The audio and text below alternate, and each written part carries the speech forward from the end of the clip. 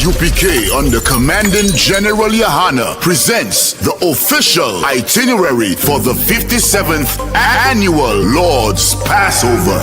Kickoff. Wednesday, April 1st, the lamb slaughter from 11 a.m. Followed by fun and games, basketball, three-point shootout. Can you hit the target in the archery competition? Then let's gather together ourselves and eat some lamb. Later that night, the dopest podcasts, the Round Table of Truth, Cross the Line Radio, and Let a Hebrew Speak. All going down from 8 p.m. Thursday, April 2nd, the annual Kiddies Party. It's all going down at Slick City Action Park from 1 p.m. to 4 p.m. Followed by Scripture Breakdown class from 7 p.m. with 12 Shield General Mahayman. Friday, April 3rd from 8 p.m. the all-black party. You know how we get down. It's all going down at the BH Ranch, Houston, Texas. Saturday from 1 to 4 p.m. we will be hosting a brunch. Then the moment we've been waiting for all year from 5 p.m. sharp, April 4th, the Lord's 57th Annual Passover.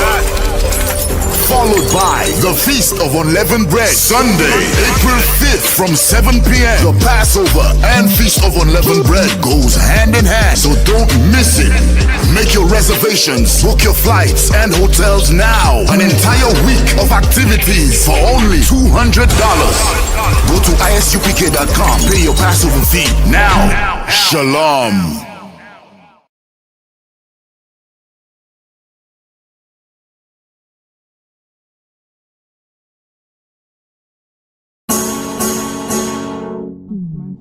On a cool damp night, gave myself in that misty light, was hypnotized by strange delight under a lilac tree. Spitting Hebrew, 3 and 1, combination, yeah. Well, how you want to talk like us after this? I.S.U.P.K and the commandment, preach inspiration, rock like out by how we shine. I made wine from my heart, and it's true. That's the rock being taste. I finally got the recipe, passed down the ages, sitting under the family tree. With my heart and all my soul stretched enough to be. Go wild, go hard, and nigga, I'm a priest. First I was lost, needed more songs. Now my over the truth all along is the source of wrong. Just feed the dogs, bread, bait, throw the plate of Jake, fishing to eat, fishing to got beat in the recipe. I made wine from my heart, and it's true. That's the recipe. Seen it there for me. Lord knows it's what's left of me. Something was missing. I found myself in the kitchen. Water whipping up a piece of chicken just to feed my ambition. Or is it me trying to fill my greed? Cause when it always had to have some green. Burning what I made up every day.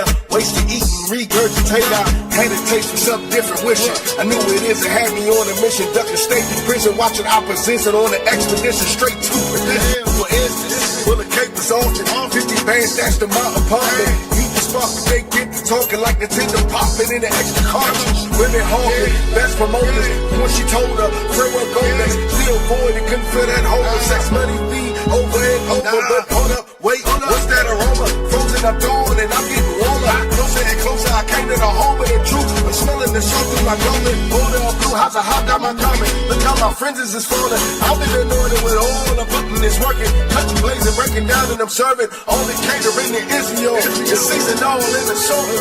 With plenty wine in the oil you find. It's more finer than the gold. And I found the recipe.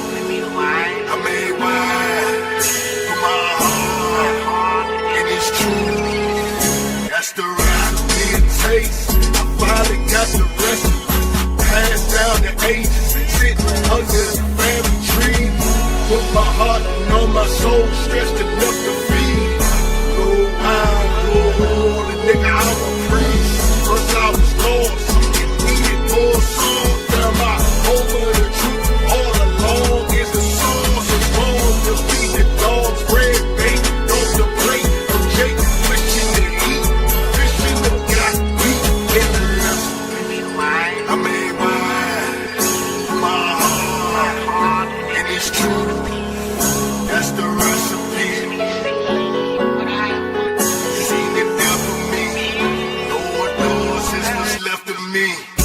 cause let me tell you, right? You see, this can't get a slice. There's some ingredients to suffice. Should be nice, even if the spice ain't precise. Like your whole life is a sacrifice. 2 or more in the name of Christ. Like the night you had to cut corners just to afford to fill all your short orders. It makes a lot of zeal as you go. One the kind that's rechargeable. It was hard to pull crumbs and bread, but you kept holding to the crux skull and make it potent. Ain't no other wood. You can never have too much brotherhood. We was laying eggs that would go bananas. Cups trying to beat and the bandanas. Got you gon' need at least the faith of a mustard seed. When you're stirring the pot up, the pressure gon' brew. Just know you ain't bit off more than you can chew with it. Only one Lord, faith and baptism. Lot of knowledge and wisdom will keep you cool as a cucumber. If you find yourself in a pickle, get your bread and last of all, wine it all. Bring it all to a bowl. Not half-baked, cause lukewarm and get spit right back in the bowl. Cold, and after you forge it, go find a man that the Lord said for you and yours. And just remember that this ain't for them. You know about the recipe. I mean, why? For my heart, and it's true. That's the recipe. I mean, why? For my heart, and it's true. That's the recipe. I mean, why? I mean, why?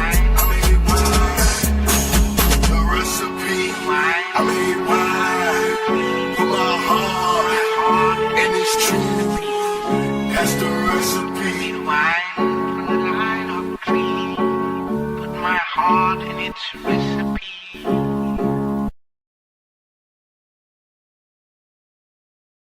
Just when I think you couldn't possibly be any dumber, you go and do something like this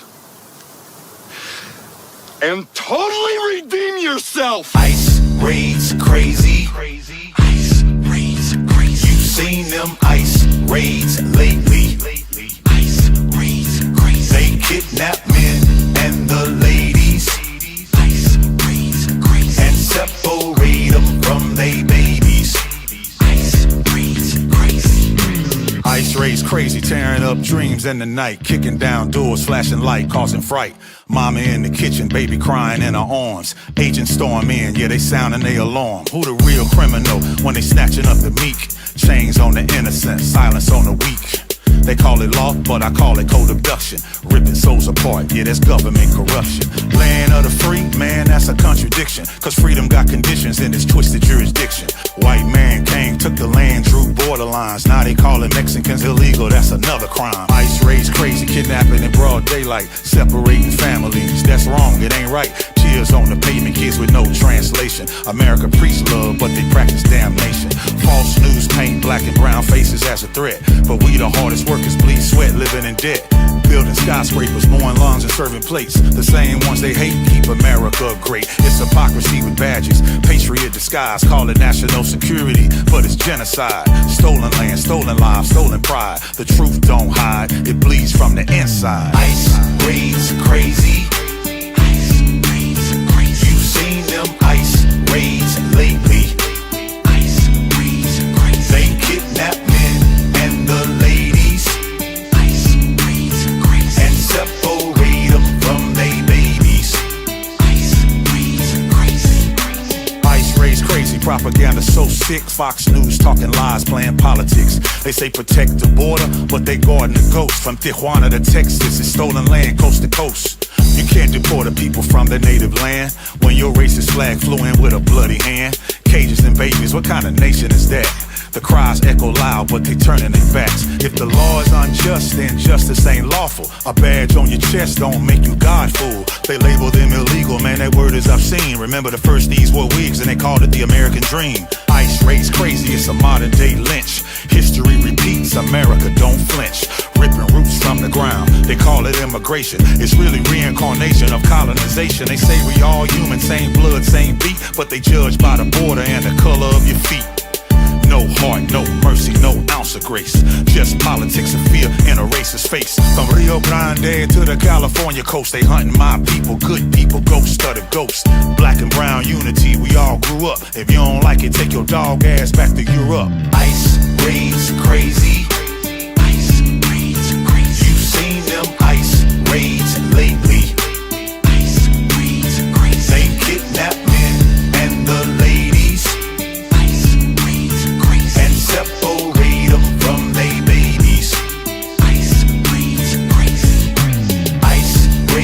crazy. Ice raids are crazy. You seen them ice raids lately? Ice raids are crazy. They kidnap men and the ladies. Ice raids are crazy. And separate them from they babies. Ice raids are crazy.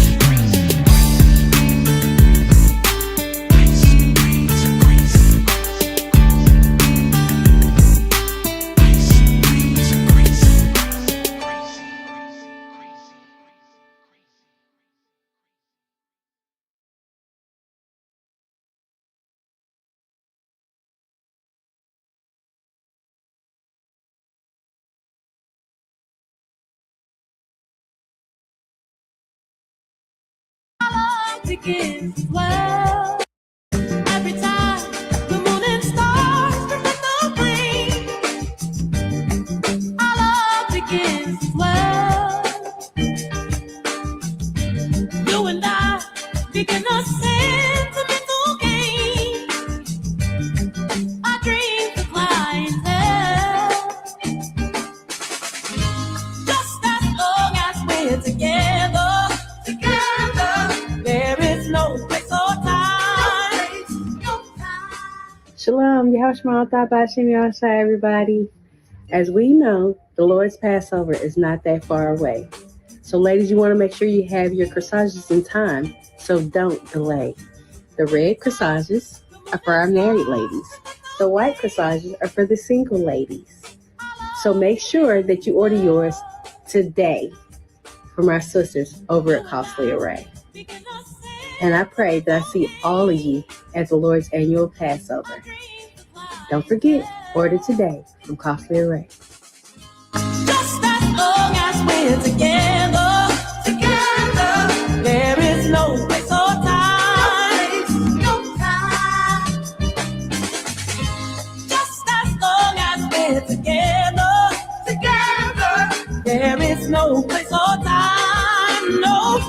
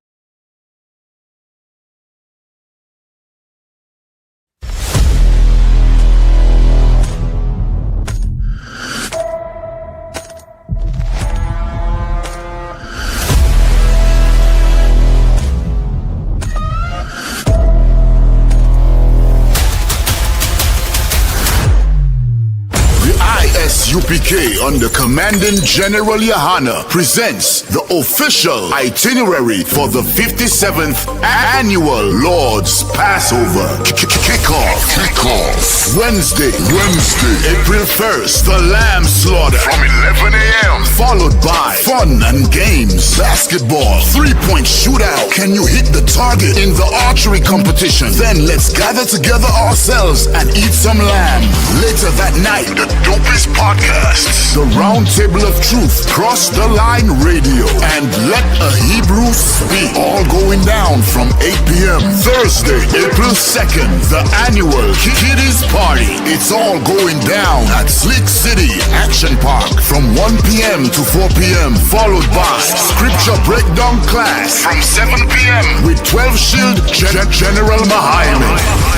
Friday, April 3rd from 8 p.m. the all-black party. You know how we get down. It's all going down at the BH Ranch, Houston, Texas. Saturday from 1 to 4 p.m. we will be hosting a brunch. Then the moment we've been waiting for all year from 5 p.m. sharp, April 4th, the Lord's 57th Annual Passover.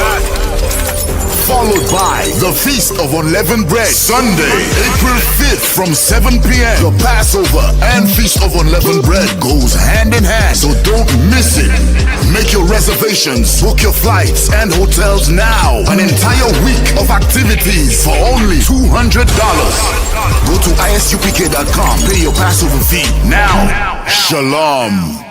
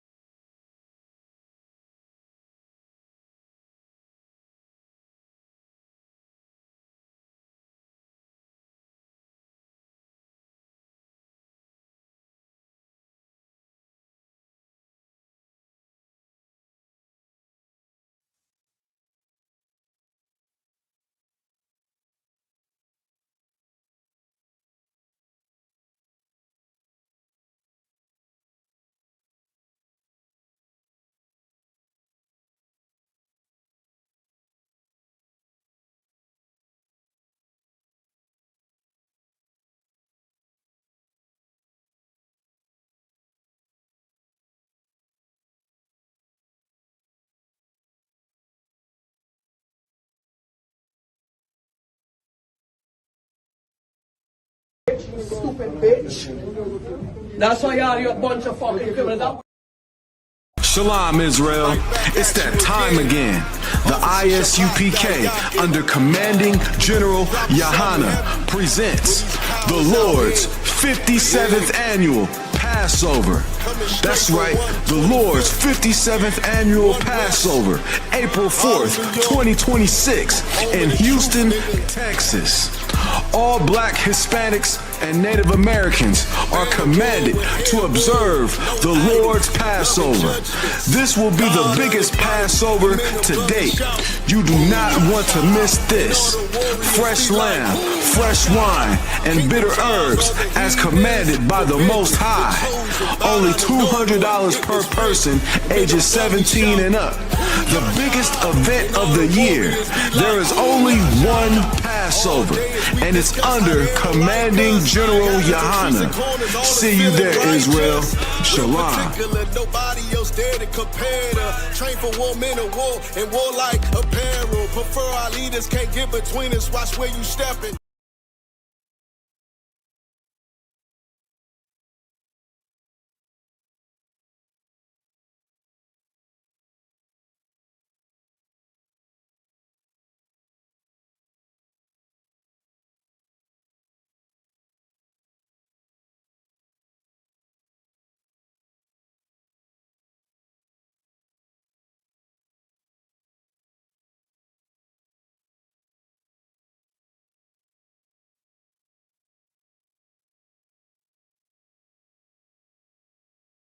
Just when I think you couldn't possibly be any dumber, you go and do something like this and totally redeem yourself. Ice raids crazy. Ice raids crazy. You've seen them ice raids lately. Ice raids crazy. They kidnap men and the ladies. Ice raids crazy. And separate them from they babies. Ice raids crazy, tearing up dreams in the night, kicking down doors, flashing light, causing fright. Mama in the kitchen, baby crying in her arms. Agents storm in, yeah, they sounding their alarm. Who the real criminal when they snatching up the meek? Chains on the innocent, silence on the weak.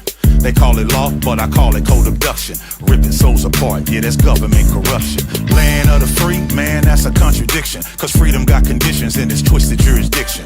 White man came, took the land, drew borderlines. Now they calling Mexicans illegal, that's another crime. ICE raised crazy, kidnapping in broad daylight. Separating families, that's wrong, it ain't right. Tears on the pavement, kids with no translation. America preach love, but they practice damnation. False news paint black and brown faces as a threat. But we the hardest workers, bleed sweat, living in debt. Building skyscrapers, mowing lawns and serving plates. The same ones they hate keep America great. It's hypocrisy with badges, patriot disguise. Call it national security, but it's genocide. Stolen land, stolen lives, stolen pride. The truth don't hide, it bleeds from the inside. Ice raids crazy. Ice raids crazy. You've seen them ice raids lately. Ice raids crazy. They kidnap men and the ladies. Ice raids crazy. And separate them from they babies. Ice raids crazy. ICE raised crazy, propaganda so sick. Fox News talking lies, playing politics. They say protect the border, but they guarding the ghost. From Tijuana to Texas, it's stolen land coast to coast. You can't deport the people from their native land when your racist flag flew in with a bloody hand. Cages and babies, what kind of nation is that? The cries echo loud, but they turning their backs. If the law is unjust, then justice ain't lawful. A badge on your chest don't make you God fool. They label them illegal, man, that word is obscene. Remember the first these were wigs and they called it the American dream. ICE raised crazy, it's a modern day lynch. History repeats, America don't flinch. Ripping roots from the ground, they call it immigration. It's really reincarnation of colonization. They say we all human, same blood, same beat, but they judge by the border and the color of your feet. No heart, no mercy, no ounce of grace. Just politics and fear in a racist face. From Rio Grande to the California coast, they hunting my people, good people, ghosts of the ghosts. Black and brown unity, we all grew up. If you don't like it, take your dog ass back to Europe. Ice raids crazy. Ice raids crazy. You've seen them ice raids lately. Ice raids crazy. They kidnap men and the ladies. Ice raids crazy. And separate them from they babies. Ice raids crazy. Ice raids crazy. Ice raids crazy. You've seen them ice raids lately. Ice raids crazy. They kidnap men and the ladies. Ice raids crazy. And separate them from they babies. Ice raids crazy.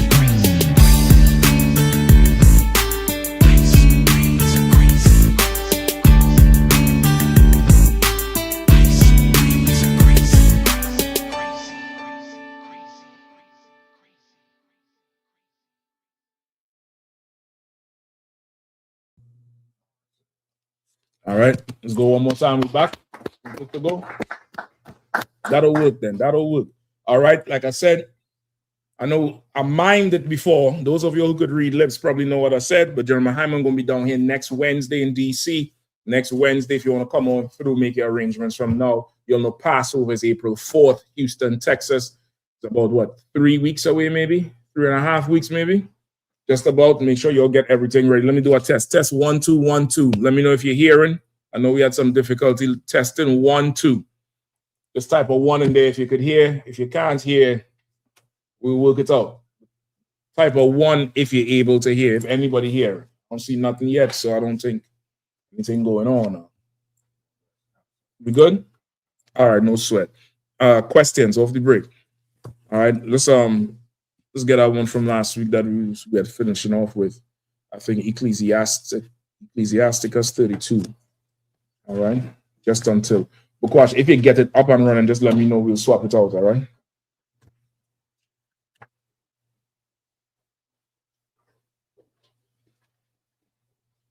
Okay. If there's any questions at all, let me know. All right.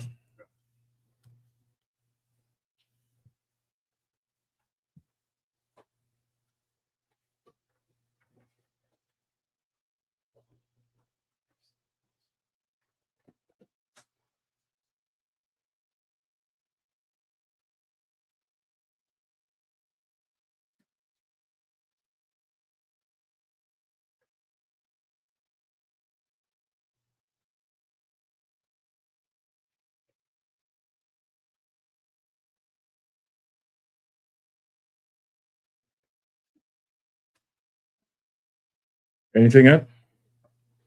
All right, let me get Ecclesiasticus 32. And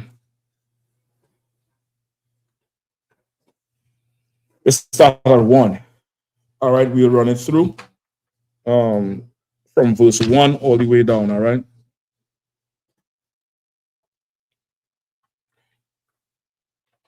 We good? All right, one of the brothers might need the mic.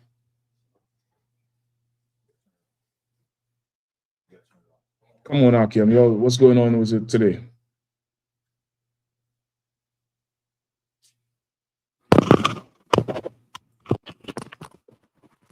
Did you already send the link out to the brothers?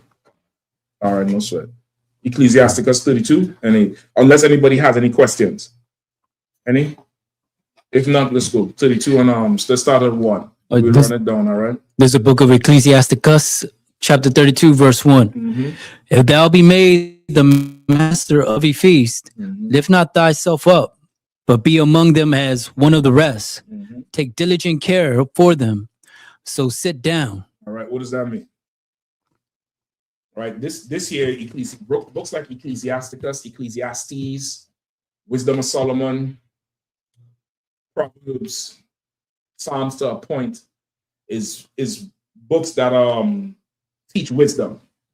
Wisdom, imagine like you're on a corner or you're sitting down on a front stoop and you have your uncles or older brothers there and they're giving you advice. They're giving you advice on life. The talk is going on and they're just giving you, helpful advice that you would need as you go on in life. So it's this one here is saying if you be being made master of a feast, who could break it down? Let's go quickly because we're short on time, all right? Go ahead. Just be humble, among your brethren. Okay, no, scripture breakdown is not the general idea. Scripture breakdown is you're breaking it down. So line by line. Okay. So you say, if thou be made master of a feast, lift not thyself up, but be among them as one of the rest. If thou be made master of a feast, lift not thyself up. Meaning, if I'm interpreting it as if you're hosting a feast, don't like pride yourself in that. Just be as almost be as a guest. Where you're kind of like all on the same table. You're not. Okay, I'll take that. Be as a guest instead of what? Instead of like puffing your chest out, saying, showing off the things that you have during your feast. I got you. You definitely be in the right way with it. All right. Anybody else want to try? Nobody else online yet? All right, that's fine. Right. So it's go ahead. Saying if you are the master of the feast, saying be not like you the master, be as one everybody else, saying that's at the table. Yeah, just the same thing I got Mr. God saying, be as one of the guests, all right? More so this. If you the master of the feast, don't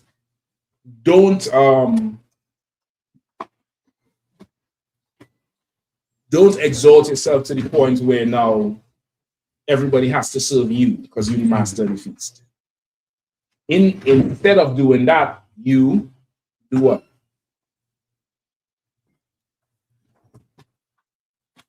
If you carry it where everybody has to serve you. But I'm saying instead of doing that, you do what? You serve them. You serve them. Yes.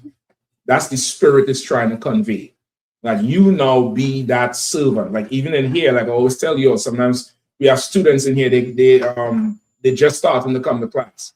They might be around when the brothers start to pack the chairs up. The student try to pack the chairs up or help. Brothers is like, nah, you are right, you're our guest. We'll serve you. You get the point? Yes. It's always to be in that spirit. Even Christ said the disciples, they rolled with Christ. They were young men. Right, rolled with Christ. I'm going to say young, I mean young in the spirit, and they would often talk or argue amongst each other as to who was the greatest disciple, which one is the best, which one is better, which one is the man. And they asked Christ once, who has the precept for me? Let me see if I can pull it for you, all right?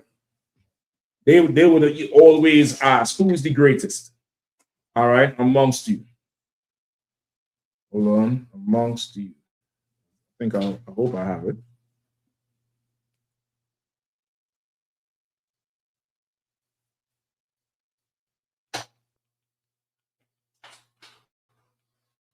Give me Matthew 23. Hold where you're at in the Apocrypha and give me Matthew 23. Still nothing but watch. There's something. Satan in that motherfucker tonight. You can get it on here. You can't get it on there? I can on here. If on here, we can. Now let's use we have these two. We just circulate it. Just go back to old school. We have to figure that out. What about the updates? Does it need an update? If it do, that's fine. You know what I mean? I'll set you up with this one too. Always remind me, all right? I'll set you up with this one. Maybe let's take it tonight. No, should I have used it for the show? All right. Yeah, and you show it's selected as the input? It is kind of okay, no sweat. All right, give me Matthew 23 and start at 9. Let me hear 9. It's the book of Matthew, chapter 23, verse 9. And call no man your father upon skip, give me 10. Like neither be ye called masters, for one is your master, even Christ. Hold on, nope. 11. Go straight to 11. This is not the one-on-one. This is not the encounter one. They was asking each other. All right, but give me 11. 11 will make the point anyway. Like, but he that is greatest among you shall be your servant. Right, he that is greatest amongst you will be your servant. And that's how you learn in the Israelite school at UPK. You be that servant if you are the highest in rank anyway. Be that servant. So like, you'll do that in that copy over there, please. All right, that's how you are. That's how we serve each other. That's the kingdom of Christ. The kingdom of Christ is not like America's kingdom, right? You see, like how Trump was a draft dodger. He did not go to war. He made up excuses. His son is a giant by all, normal measures and standards. And he's making sure his son does not go to war, right? But he wants to send everybody else's son to war. For him, this war is not an American war. Iran ain't launched no missiles at America or declared nothing, even though that's what they're saying. But they say for the last 47 years, but nigga, if a woman tell me, hey, I love you, Meshach, for 47 years and I'll never leave you, but she doesn't do it, but she tells me for 47 years, why would I believe her in the 48th year? For 47 years, what she's saying, she has no action behind. I'll be an idiot to believe her in the 48th, right? If I come to you and say, man, she loved me for 47 years, man, but she's a whore in the street. Everybody knows it. If I come to you and say, yeah, she's been saying this for 47 years, what would you say to me? You'll be honest. Come on. I'll know if I have brothers in here or not. Go ahead. Yes, sir. She ain't for you, sir. Come on. I was going to say she never loved me. Exactly. So now if America and Iran is saying, Israel is saying Iran been threatening for 47 years, and you act in the 48th, either you're a dummy or you're super scared. Because if I'm talking for 47 years, nothing happened, you're going to start the war in the 48th? I think you're a little bit late. I think that's, your response time is ridiculous. You get the point? Okay. So this is not America's war. This is Trump's war. So he's sending people to go serve him when he will never serve his people. Right. He will never do nothing like that. You get the point? He will never, ever do. That's why they love Putin so damn much, because Putin is a getting his hands in the mud type of person. You understand? The kingdom of Christ is not like that. The kingdom of Christ is very much lead by example. The kingdom of Christ is very much to whom much is given, much is expected. The kingdom of Christ is very much like that. This is not a one of those systems where as you raise in power, the less responsibility you have, and now it's the people under your responsibility to serve you. As you raise in power here, you have more responsibility to tend to the needs of the people who you outrun. That's how it is. So if you know your old selfish ass motherfucker, you don't care about nobody. Just don't try to rise. Don't do that. If you only care about yourself, fine. But if you know you want to serve your nation, brother, there's an office in here for it. There's an office in this place for it. And this year is giving you the spirit behind being in a certain position and how to be amongst the people. You get the point? Let's go back to the Apocrypha. The question, let me know when we're at 8, all right, please.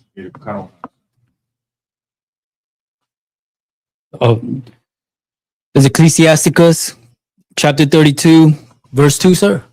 Verse 1. Starting 1. If thou be made the master of a feast, lift not thyself up, but be among them as one of the rest. Take diligent care for them, and so sit down. Right? Take diligent care for them, and so sit down. Meaning, you sit down when? When everyone's taken care of. When everyone's taken care of. Because you're an excellent host. You not being served, you are serving. The UPK. That's how it is in here. You get the point? Go ahead. Verse 2. And when thou hast done all thy office, take thy place, that thou mayest be merry with them, and receive crown for thy well ordering feast. And when you have done your office, then you can, sit. Then you can be merry with everybody else. You brothers who work for Passover, you all know exactly what this is. You all know exactly what this is. I don't think Bakwash store a Passover chair or table last year. But you all ate all that lamb, though. You all love that lamb. You all don't know Bakwash was ferrying that thing like FedEx, like UPS, like DHL coming through. You get the point?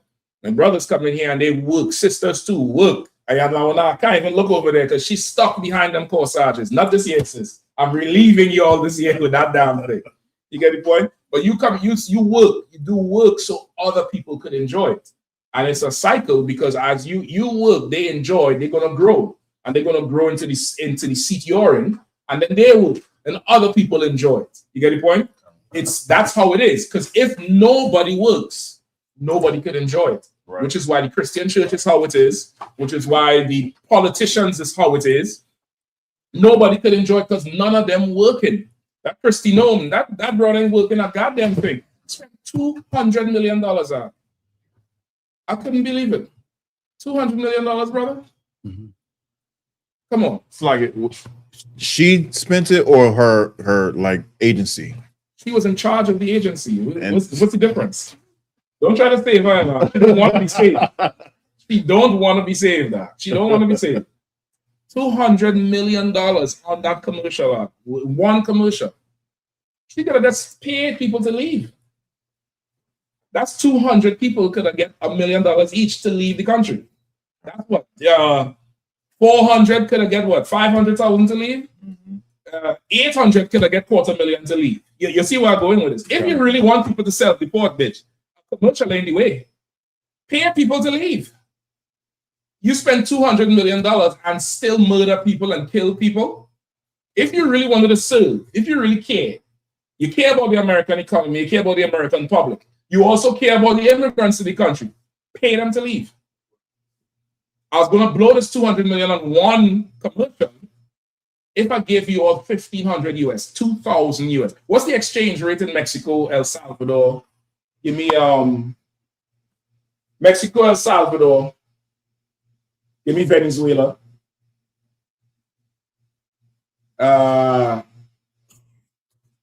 Peru. Give me them 4. Give me them 4. And let me see what 1,500 into $2 million. How much that people that? Divided by 1,500. 1,300. Go ahead. Mexico is what? $1 US dollar is 17.773 Mexican peso. $1 US is 17 Mexican pesos, right? So let's just average it as 1 to 20. You give everybody $1,500 out. That's what? 30,000 Mexican dollars. I mean, I don't know what that buys in Mexico, but I know what $1,500 could do here. I would imagine they might be like, all right, we'll take it and go. Go ahead. Got Peru. What's Peru? Peru, one soul equals Give me $1 US to their currency. Cost. All right. She could have for sure paid people up. She could have for sure paid people. Let me see. $2 million divided by 10,000. That's 200 people. It's crazy. It's absolutely crazy. They could have just paid people to go. Get the point? Go ahead. What? Go ahead. Slack, sir. One I US. think I did that wrong. That ain't no 200. 200 million. What the hell am I? I'm doing this thing with 2 million people. 200 million divided by 10,000. It's $20,000. 20,000 people. So you could have get 10,000 illegal immigrants to leave if you gave them 20,000 USD. You would have did more than that commercial. You'd have did more than ICE. Nobody would have died. It's crazy what they're doing now. But these are the people who are in charge. They want people to serve them. They don't want to serve nobody. Get the point? Who are they handling? El Salvador is 1 to 875. 1 to 875? Kind of. I was expecting to you do Jamaica. You'll see why I'm blowing the fuck away. 875? Shit, I might as well move to El Salvador. Who with me? I am. 875, brother? Kind of. Shit. How much is Jamaica? Jamaica is. You laugh, Buklash. 150. They say bomba clad. Go ahead. Jamaica 1 to 156.60. $156. You talking about 875? Shit, let's move. You get the point? Like if he was in the spirit of Christ, she could have took care of so much more people. And they listen. Trump, he's mishandling his office. He could have just, he could have been so generous and just paid people. People still would have hated him because he's the devil, but he wouldn't have had such a bad fallout like as his campaign has had so far. He wouldn't have had such a horrible turn of events at all. You had to imagine this broad go up there in the council and they asked her, "Are you having sex with your right hand?" She said, "Why would you ask me such a garbage question?" Well, that's not the question, woman. "Are you having sex with Mr. Lewandowski?" She said, this is too much garbage you're asking me. Why would you ask me such a low question? Because you put your mouth low, bitch. That's why. And we all know it. You ready? You sure? No, just okay. You sure? All right. So we still use this? All right, no, sir. So that's somebody who is, in a position where they're not supposed to be. Go ahead. Yeah, and she couldn't answer it, or else she would have perjured herself. She would have perjured herself, and her husband would know first time she's a whore, because I believe she's married, right? Isn't she married? Yeah, her husband's name is Mr. Nome, not Lewandowski. If her husband's name was Lewandowski, it would be different.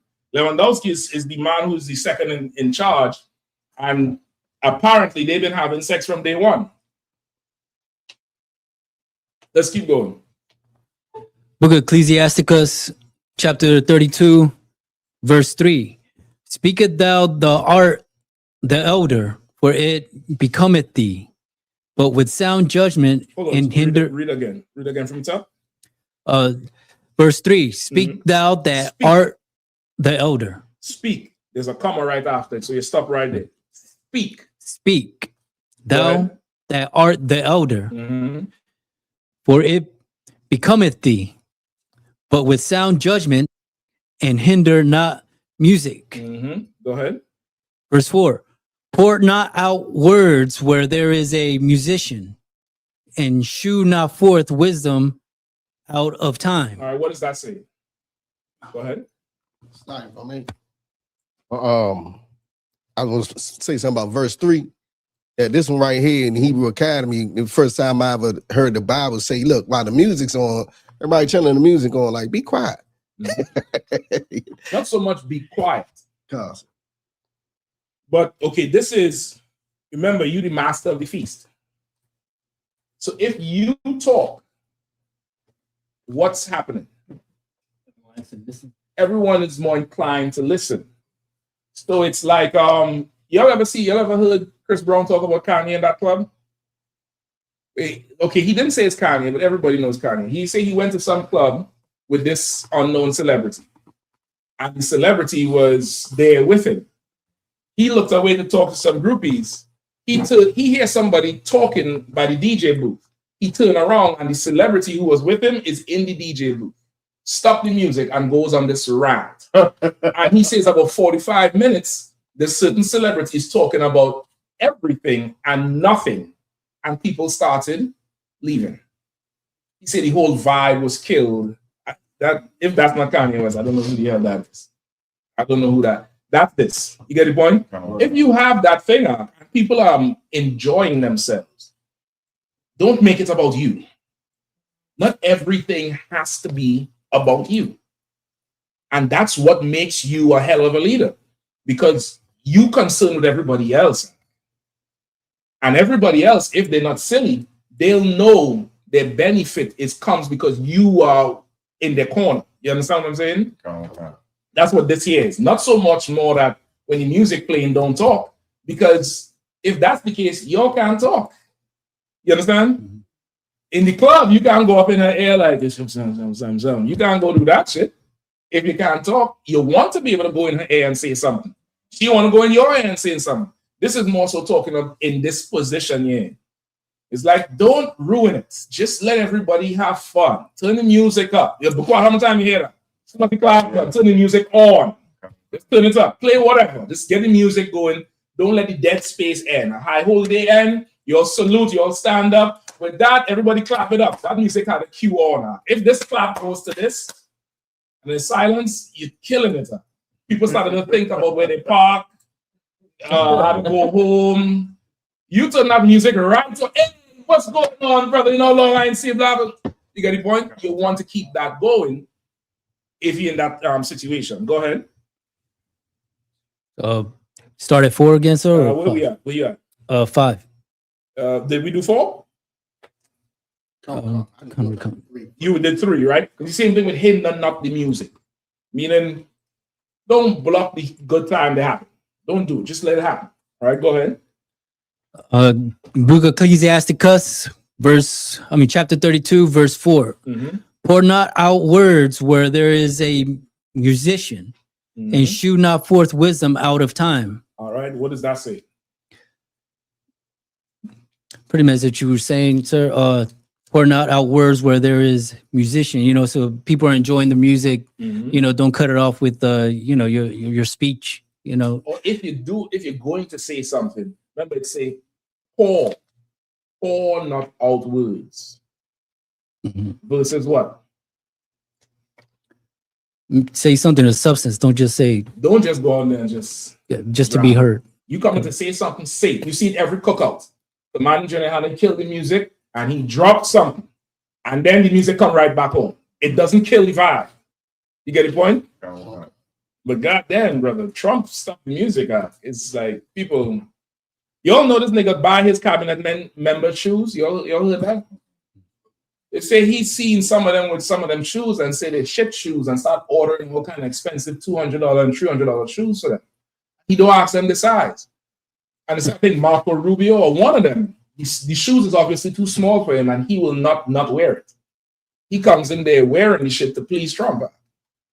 Now, could you imagine him being the master of some ceremony? Could you imagine him being in charge of something where he's hosting everybody else? You better not have a problem in that situation because he's not helping you. He's not going to, sacrifice nothing for you. Right? Go ahead. Who are they on? Go ahead. I mean, Trump had a record-setting State of the Union. He had the longest State of the Union speech ever. Oh, for real? Yeah, he set a record. Yeah, damn. This nigga here, boy. This nigga right here. Listen, I don't know. He better watch Iran. That's what I was about to tell you. Because World War III is coming. All right, let's go. Keep going. Ecclesiasticus 32, verse 5. The other thing is show not forth wisdom out of time. Meaning you may have something to say, but you want to say it at the right time. Timing is everything. Right. Timing is absolutely everything. You may have something to say that might be perfectly right to say, but you say it at the wrong time, it will negate everything. It'll be like you're just not. The Bible say, a word out of season is like banging cymbals. You know what a cymbal is? You know at the end of the national anthem, they have that thing that, like the big brass plates. Imagine somebody just come in the house and bang, bang, bang. You be like, nigga, what the fuck you doing? That's them talking out of season.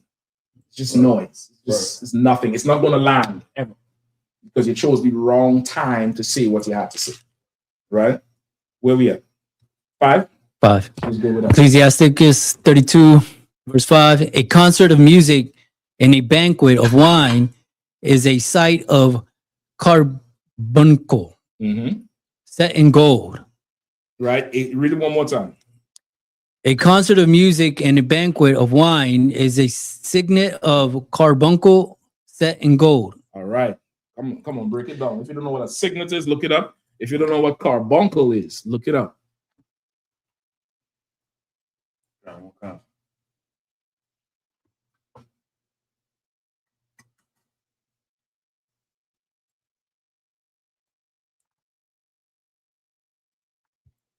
Who have it? Carbuncle. Come on. Carbuncle is obsolete. Any of several red precious stones, the garnet cut. Can you take this one on? Hold it up. Go ahead. The garnet carbunchon. The second one is a painful local purulent inflammation of the skin and deep tissue. Nice. It's the first one. Right? It's a red precious stone, like a ruby. Right? And they say a concert of music. Think like a concert. And it's music playing. And there's a musician. No, that's the verse before. A concert of music in a banquet of wine. Music going and drinks flowing is like a signet. Signet is what? Go ahead. A small official seal used to authenticate documents. Right? That's seal like you would see like in them old king movies. They put the wax and they put the signet on a ring. That's your signet or your symbol, or more so what you would wear at the end of a chain. Right? Like your shield, a signet. Everybody know what's that Jay-Z one with the music sign? Rockefeller? Right. That is a signet. The G unit, the one that used to spin. That's a signet. You get the point? Okay. So it's like something you would look at and marvel at. Something that's precious and valuable. Such is a banquet of music with wine. The Passover is an outstanding event, and I pray you make it down there this year. This year going to be something else. I'm trying to tell you. Keep going. Verse 6. And all the more reason that if you the master of the ceremony, you make sure everybody enjoys themselves. It's better that you don't enjoy it and everybody else does than you enjoy it and everybody else does. It'll be the last one ever. It'll be that's it. Ain't nobody else gonna come back. Go ahead. Ecclesiasticus 32, verse 6. A signet of an emerald set in a work of gold is the melody of music with pleasant wine. Read that one more time. How you feeling here? Is it very warm or is it okay? Y'all let me know. What was the bottle one? What's the bottle one? You gonna get up just now and yell. You gonna let me know it's warm. All right. Go ahead. Verse 6. A signet of an emerald set in a work of gold, so is the melody of music with pleasant wine. Right. It's all, he's alluding to the fact that this is a banquet and let people enjoy themselves and have fun. Like we have always been a very social type of people. We are not like the oppressor he's not really a social person. He doesn't prioritize social gatherings. You get the point? His gatherings is like the King's Parade. You get the point? Where they just get there and let people march and stuff. You might have to cut this back on. Put on the lowest one for me, all right? His gatherings is like that. Our gatherings is what? A party, a ball, people having fun, kids having fun. That's really our, culture and vibe. Even some of his holy days with, what's the one that came from Black Soldiers? Memorial Day. That Memorial Day that Esau has, that comes from us. from all, I think, our soldiers who fought in their wars that died, the slaves would just go get the bodies and have a memorial for those lives. Because we are people who, we're social, we honor people. We give honor where honor is due. We respect people's sacrifice. So imagine doing that for a dead person. When prior to that, imagine the oppressor would not honor his dead. Right. Like that comes from us. And when you study enough or travel enough or interact with people from different places enough, you get to realize the culture of Blacks, Hispanics, and Native people is the culture. Like the world culture is not really a culture or way of living. Like the world gets everything from us. Everything we create, everything we put our hands to that makes it glorious, they take it and they have a society because of it. But they don't really have a culture to say that's attractive and they like it. People would like it and want to be it. Everybody wants to be us and be like us. Let's keep going. Ecclesiasticus 32, verse 7. Speak, young man, if there be need of thee. Right. And yet scarcely when thou art twice asked. Right. And this is where I think where we started last week or left off. Read it one more time. Verse 7. Speak, young man, if there be need of thee, and yet scarcely when thou art twice asked. Right. Who remembers? Who could break it down?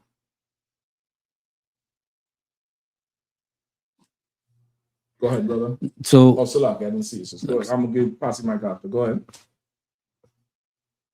I don't want to. You're great. Okay. Come on. Salak. Choose your words before saying what you need to say. Yet scarcely when thou art twice asked. I guess think about exactly what you want to say when you're called upon or You asked to want say it? something. Definitely onto it. Let me get your sister. I'm gonna come to you before. It's 8 o'clock. So what? No. That one ain't working. Yeah, the one it didn't come on yet. No audio. Update. No, sir. Don't speak unless spoken to. I wouldn't say it like that. I wouldn't say it like that. But you want it. It's saying, "Speak, young man, if there be need of thee."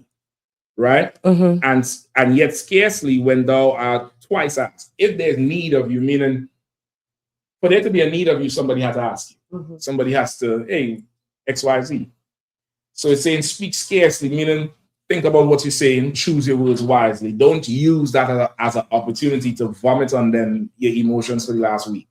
It's not the place for that at time. Right? And yet scarcely when thou art asked, are twice asked. Right? You want to take your time. You want to think about what you want to say. You don't want to rush to talk. Right? In this, especially this present day culture, there's a lot of rushing to talk. There's a lot of listening to respond and not listening to understand somebody. Right? Keep going. Verse 8. Let thy speech be short, comprehending much in few words. Be as one that knoweth, yet holdeth his tongue. Right? Go ahead. Who will break it down? Let thy speech be short and comprehending. Get straight to the point. Much in few words. Just getting straight to the point and as clear as you can be with a few words. As clear as you can be with few words. Right? As clear as you can. You wanna communicate effectively. Like this here is effective communication. And it's in the Bible. This is what you call effective communication. Not so much as getting to the point, but more so if communicating was driving to, I don't know, the National Mall, the Lincoln Memorial, would you go to Laurel and come down 295 and come into DC? Or would you just get on, the fastest route, North Capitol or something, and get down there? Because you don't want to waste gas. You don't want to waste time. That's effective communication. You're being efficient with your words. You're choosing your words wisely. You want to communicate with grace. You want to communicate with honor. You want to communicate in a way that the person could understand what you're saying. You want to take the time necessary to communicate it, but not too much time. You want to use the words necessary, but not too much words. You want to be, professional. You want to be effective. That's more what you want. All right, go ahead, Shabbat. It's like I made you said part of what I was going to say, but I was going to start with think about what you say first and then choose your words wisely. Yeah, that's really it. You want to be efficient in how you carry. All right, go ahead. That's like this, if I could. Yeah, please. I wanted to say what everybody is saying is like you said, it is correct. I wanted to say if we could use, like, you don't want to bore a person out with your speech as well. Yeah, you're right about that. So what I'm saying that I totally forgot about that aspect. Because you could now, because of how you communicate, you could now trigger somebody you're talking to. I want to say trigger is probably not the right word. That's just what I have right now. But somebody could now develop a certain reaction, trained reaction to you. Because they already know, hey, what's going on, brother? What's going on, sis? Sir, let me tell you. Brother, let me tell you. And from the time you hear that, you already know.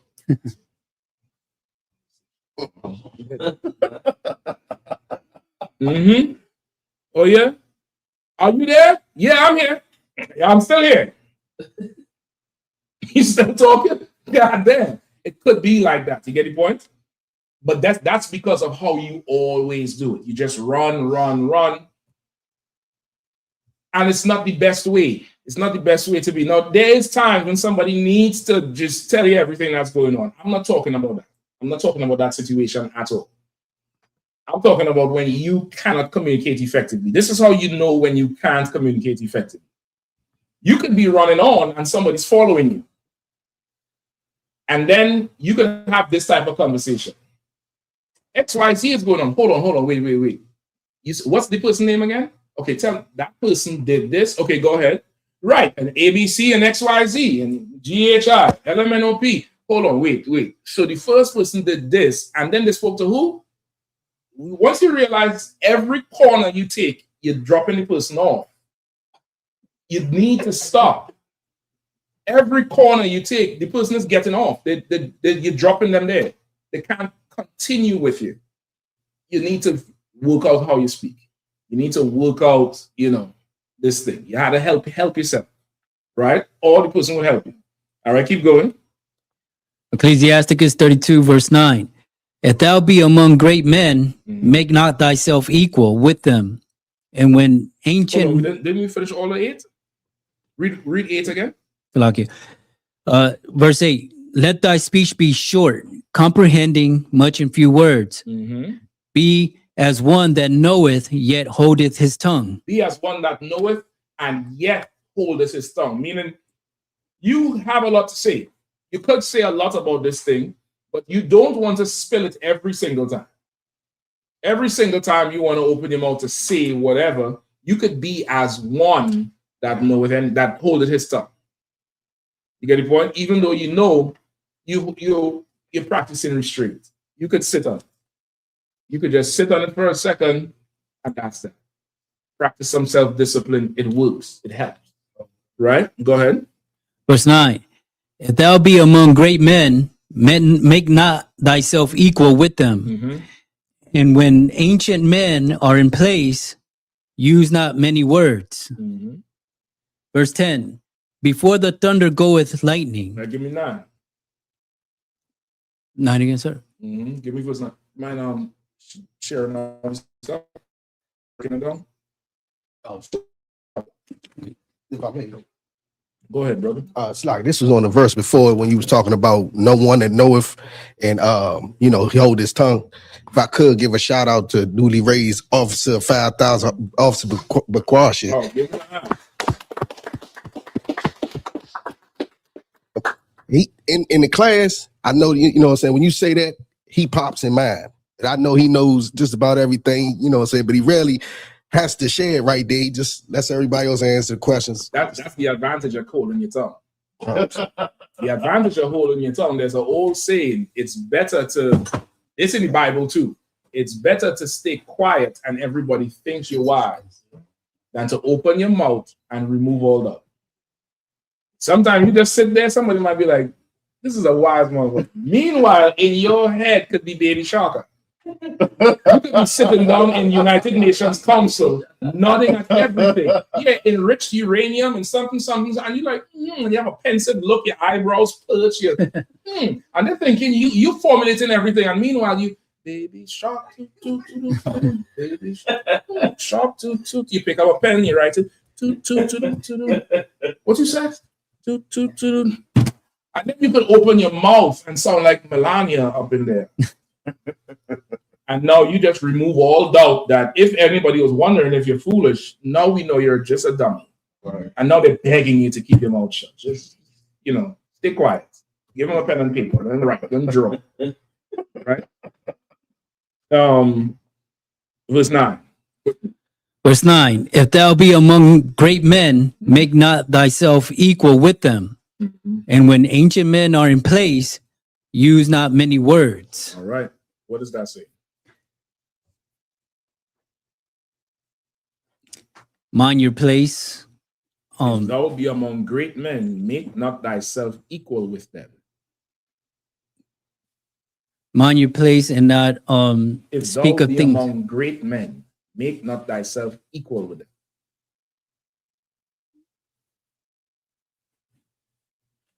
Let him get it out, if you don't mind.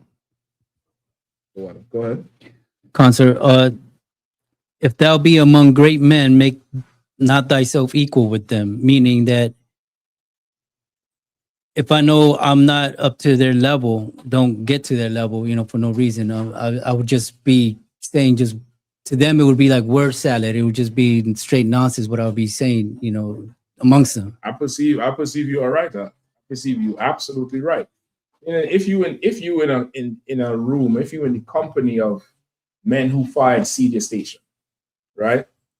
Let me use an example. Everybody here has a slavery or been to a slavery, and you may go on slave and you're the youngest person. You just starting, you're a rookie hire or you're apprentice or something, and then you want to just run your mouth about whatever when these men have 30, 40 years worth of work experience. Really, what could you say that's interesting? They've seen it all, done it all. What could you say? In that situation, don't make yourself equal. Don't try to lead a conversation, or in the same spirit of what we read with the master of the ceremony, don't try to make it about you. Don't try to host a conversation. That's one of the most shameful things you can do, where you are among men who are, of course, greater than you are, and then you start a conversation where you the one talking and they're listening. You should feel it. If you ever catch yourself in that situation, where men do, imagine you saying, and sir, this happened, and sir, but hold on, sir, and sir, if you catch yourself there, and of course, will the men ever tell you shut up? Will those men ever say, brother, stay quiet? Will those men ever say that? What do you think? Law. Why? Why will they never say that? Of course, the answer is right here in the precept. Because they're not your equals. They're that might seem like it's the obvious one, but it's not. Well, you know what? You're right. But it's said a different way. But it's right here in the precept. What they're saying, they'll probably say it all. It's right here in the precept. Sis? Let me just grab your mic for a second. Later I'll come back to you, all right? Jessica? Because they're not equal. That's what he said. Okay. You're only right one, but it's right here. You're not saying it, though. What verse we have again? Go ahead.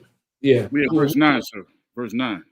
Verse 9, right? Who wants it? Tripat?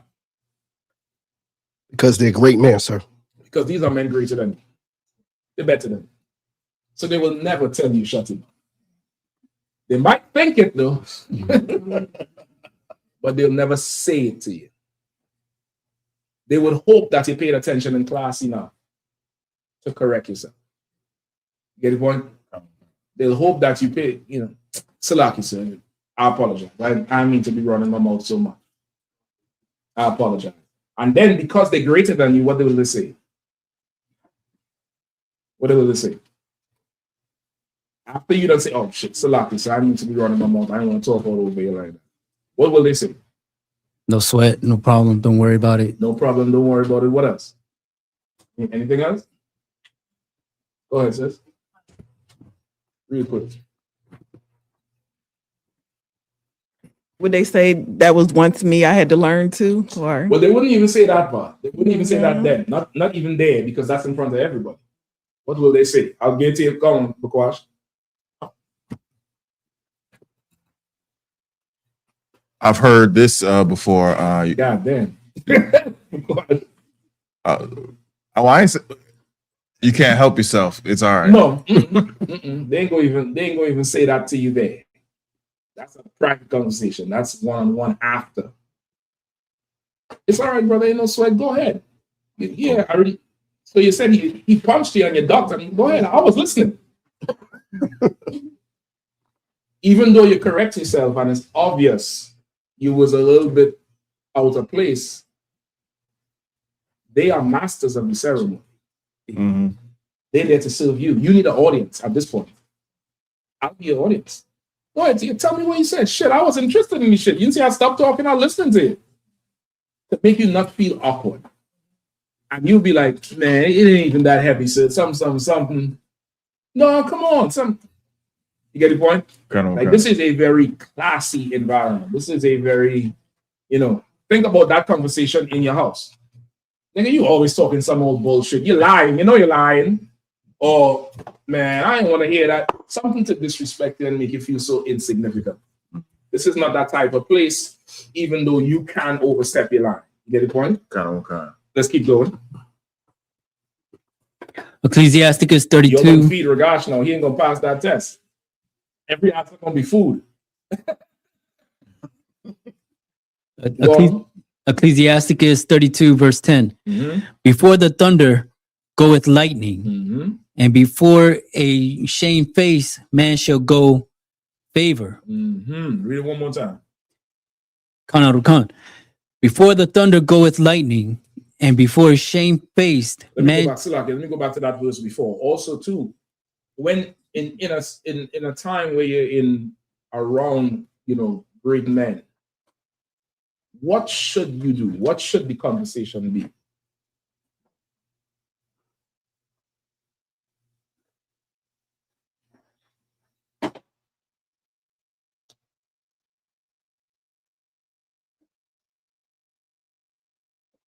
Oh, okay, maybe not the conversation. That's not the way to word it. What should you want in that state? At that stage, should you want to be heard, or what? What should it be? Absorb their wisdom, the conversation. Get wisdom from them. So then, what? Describe it to me. If I'm looking at it, what would I see? I would listen to their conversation, ask questions, pretty much. Just like if you honestly, you on some slavery, and the men who there before talking, you'd be like, so how long you been here, man? What you do about this? You trying to get wisdom so you could make 30, 40 years on the slave. You get the point? You're not looking at it as an opportunity to now perform, which really what it is when you start housing a conversation. That's the UPK word for it. This brother housed you. Like you might see a brother go up or battling somebody and he housed the whole thing, meaning he run the house. This is his house now. He's saying it like at camp. We go to camp and they come and they try to battle us, and before long, you had them like if they one of your readers. You say it again, and you house the whole block. You don't want to house the room if there's men there. You get the point? You want to get the wisdom from them. If at all they could get in.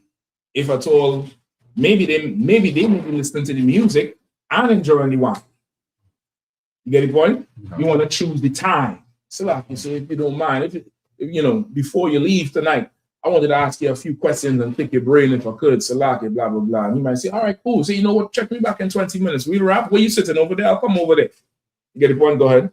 I was also going to say, just peep their mannerisms, see how they carry themselves in the room. You want to be observant. That's in the Bible too. Know them that labor among you. That's in the Bible. You want to know them that labor among you. You want to get to know the men so you know how to move. You know how to move. What this one likes, what this one doesn't like. You want to be able to, again, you want to be a servant to everybody. You want to be able to, you know, to be able to identify with everybody. You get the point? Let's keep reading. Verse 10. Before the thunder goeth lightning, and before a shamefaced man shall go favor. Right? Before thunder goeth lightning, and before a shamefaced man goeth favor. What does that mean? Good.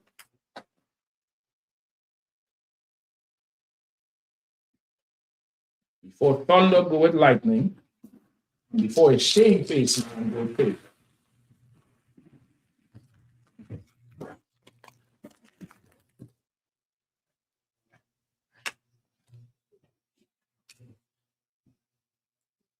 You're doing all the rush now.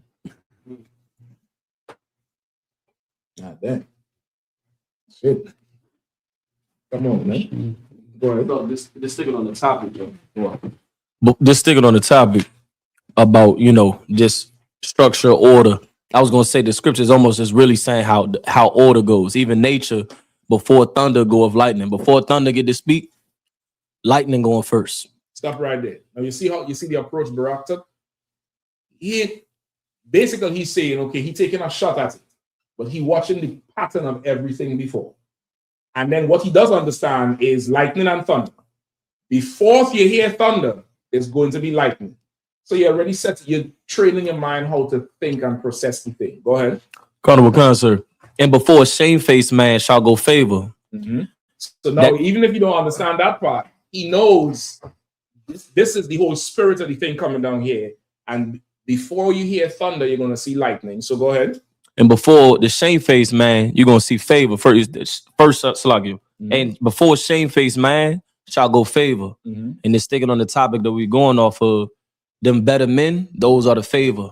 In this example, the shamefaced man that's may hold in peace before they say, Salakia, sir, you know, if I may, before that shamefaced man that has the shame to know when it's their moment to speak or to respond to something, shall go favor.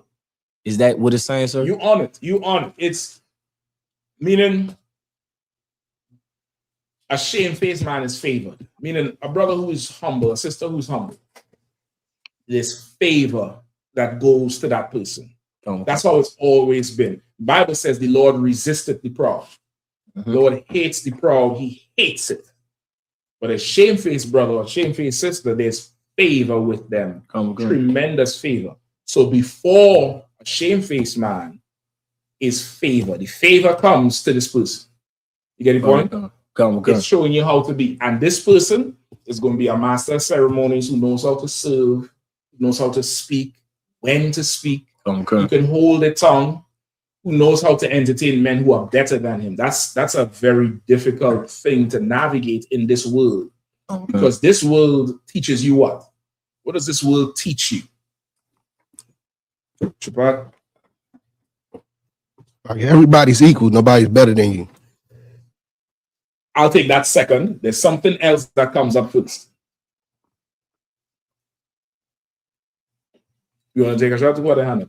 The second thing he said was what I was going to say, that, you know, there ain't nobody better than me. Of course, you could hold him because I'm going to go into another topic shortly. I think we're almost done. You could hold till maybe 8:40 or so.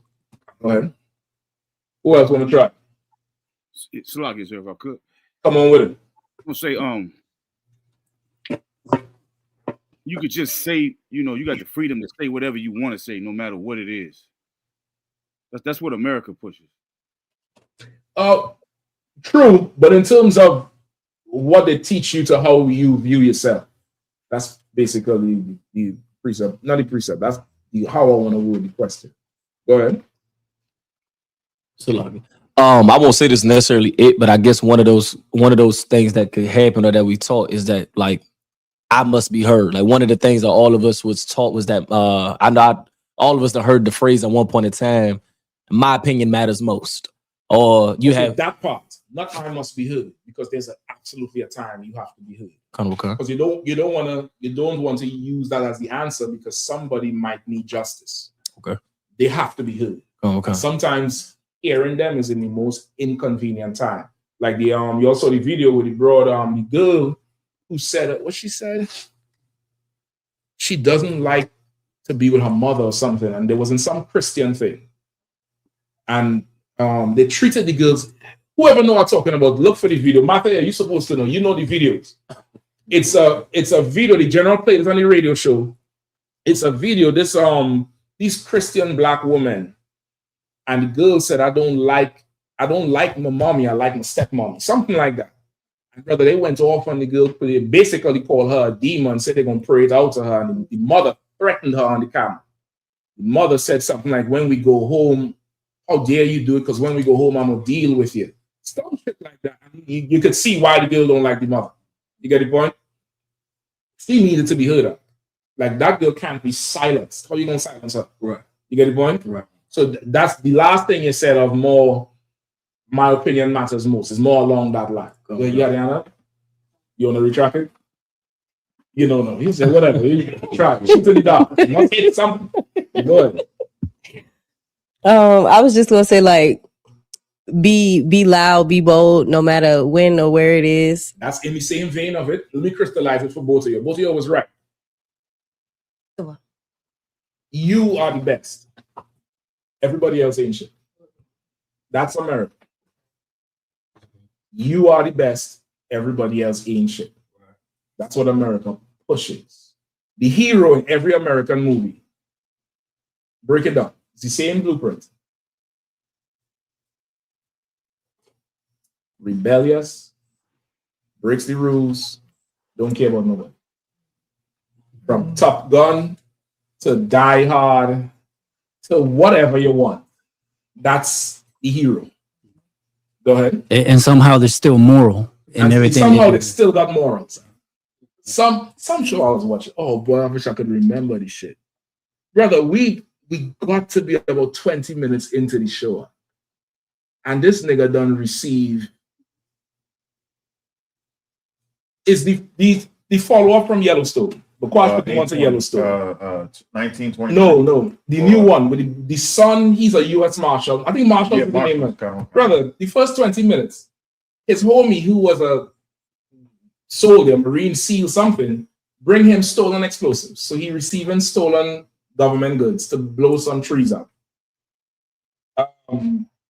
He pulled him in to freelance as an extra gun on some raid. And he done murder somebody. I mean, murder this guy. 22 minutes into the show. He's the hero. I'm like, well, what's stopping some kid from killing somebody? The show is, it's about him. Everything's centered around him. And in the first 5 minutes, this nigga roll up on his land and say, I got your stuff. Open the trunk, pull out on a government vehicle, pull out a box of explosives and give it in. I'm like, but somehow we're supposed to have a moral society. America teaches that. This thing here is the opposite of that. You had to know to yourself, somebody has to name you him or her. You can't carry it like that because you're not going to carry it the right way. Coming out to the world. You get the point? Uh-huh. Now you come up in here, you get that oil on your head, brother. You him, you her. You get the point? Uh-huh. You that thing, because now you in a structure and a framework that has honor built into it. The reason why you have to push ahead in the world and disregard or discredit somebody else who was above you is because there's no honor in the world. Honor is not given in the world. It's not. Honor is something that it doesn't even exist. You get the point? In here, you get honor. Everybody gets honor. You get the point? The table is honor. Do you see how honorable the table look? You think you ain't gonna get no honor? The Bible said the Lord provides food for the birds. How much more will he take care of you? So you don't have to take on a persona or take a stance of trying to bully your way forward or dishonor somebody to get ahead. That's not this place. You don't have to do that here. So favor comes before shamefaced man. You get the point? That's what it's saying. Keep going. Ecclesiasticus 32, verse 11. Rise up, be times, and be not the last. Where we at? Yeah. Go ahead. You good? Like it. Rise up, be times, and be not the last, but get thee home without delay. All right. What does that say?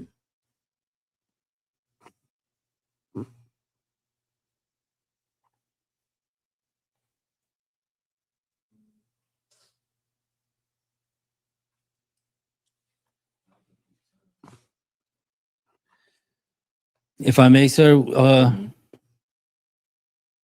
rise up, be times, be not the last. Be on point, like stay on top of like the things that you have to do. No. Watch how we look at on the battery. Oh, it's 2 hours. No, yeah, it's 3/4 up. So.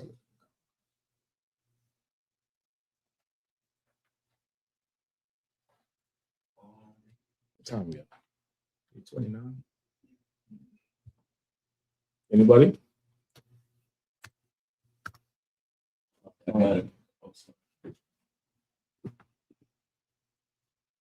Go ahead. I feel like I remember the breakdown on this scripture right here. When it was if you around like greater men than you, y'all in the setting. It's getting late. If I'm correct, it's getting late. Rise up the times and be not the last. Meaning, like don't linger around. Like don't linger around these men. Like you ain't on a like and on the essence of being these men being better than like you're not on that level. You're not on that rank. You know, it says, "But get thee home without delay." Like the essence of like go ahead like I want to say it like plain, just like not leave, but this is a very black thing. I think because we open the Bible, you're getting tripped up. But this here is a very black people do this all the goddamn time. Go ahead. You're on it though. You on it. You got to go home, but yeah, it's okay. And it's not just with being among men greater than you. It's just black. It's just you leave your house to go somewhere, right? You're in the car with whoever, your husband, your wife, your friend, your sister, brother, whatever. What's the first thing you ask when you get the call to come somewhere? It's very black. Who all there? Why are you asking who all there? Why? There's one reason. There's only one reason you're asking who all there. Go ahead, sis. Get past the mic to Aripa.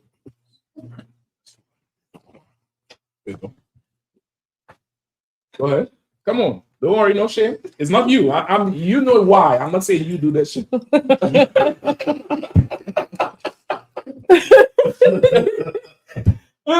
Penelope. Good. Because you need to know who you don't want to be around. So if you need to know who you don't want to be around, what are you already planning to do? Leave. You already planning when you're going to leave. Or not go at all. You're not even there yet. That is very black. That is just black and Latino, you know. No, that's it. You already know. First off, you telling whoever you're with. When you see me put this red cup down and go to the bathroom, right. I'm leaving in 5 minutes. When you see me go by the door and do this here, I'm leaving in 5 minutes. Right. If I take my keys out and I swing it 3 times, I'm leaving. You're already planning to leave and you're not even there. It's very black. It's just a part of our culture. And it's classy as hell.